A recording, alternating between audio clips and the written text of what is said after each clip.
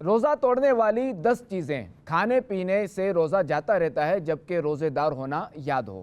حقہ، سگار، cigarette اور شیشہ وغیرہ پینے سے بھی روزہ جاتا رہتا ہے اگرچہ اپنے خیال میں حلق تک دھواں نہ پہنچتا ہو۔ پان یا صرف تمباکو کھانے سے بھی روزہ جاتا رہے گا اگرچہ بار بار اس کی پیک تھوکتے رہیں کیونکہ حلق میں اس کے باریک اجزاء یہ پہنچ جاتے ہیں۔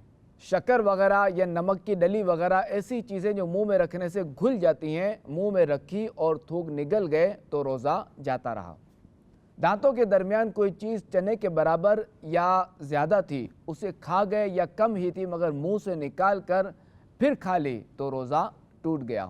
دانتوں سے خون نکل کر حلق سے نیچے اترا اور خون تھوک سے زیادہ یا برابر یا کم تھا مگر اس کا مزہ، اس کا ذائقہ حلق میں محسوس ہوا تو روزہ جاتا رہا، اور اگر کم تھا اور مزہ یعنی ذائقہ بھی حلق میں محسوس نہ ہوا تو اب روزہ نہ گیا۔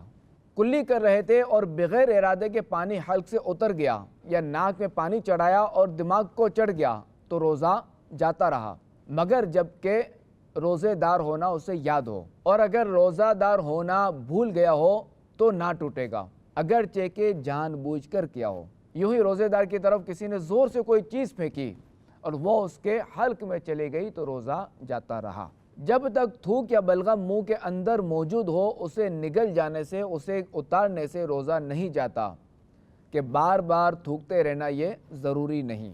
منہ میں رنگین ڈورا وغیرہ رکھا جس سے تھوک رنگین ہو گیا، پھر تھوک نگل لیا تو روزہ جاتا رہا۔ آنسو منہ میں چلا گیا اور نگل لیا، اگر قطرہ 2 قطرہ ہے تو روزہ نہ گیا اور زیادہ تھا کہ اس کی نمکینی پورے منہ میں محسوس ہوئی تو اب روزہ جاتا رہا، اور پسینے کا بھی یہی حکم ہے۔